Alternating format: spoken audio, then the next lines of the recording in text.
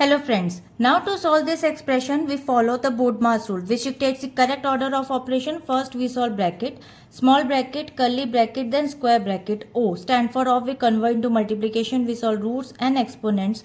D stands for division, M stand for multiplication, A stand for addition, S stand for subtraction. According to this Bodmas sequence, we'll break it down this expression by the step-by-step solution. Now step 1, solve the innermost parentheses. So now inner parentheses in Bodmas rule requires starting with the innermost bracket first.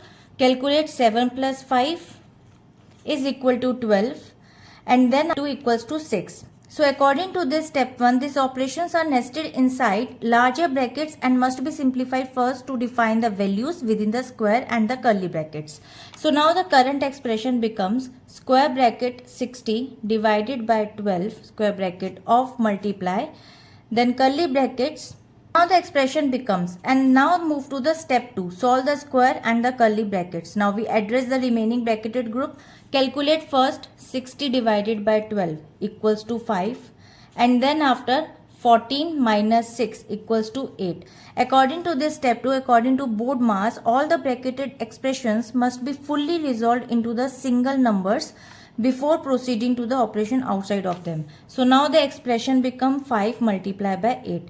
Now move to the step 3. Perform the final multiplication. 5 multiplied by 8 equals to 40. According to this is the final remaining operation outside of any bracket. So 40 is the final answer.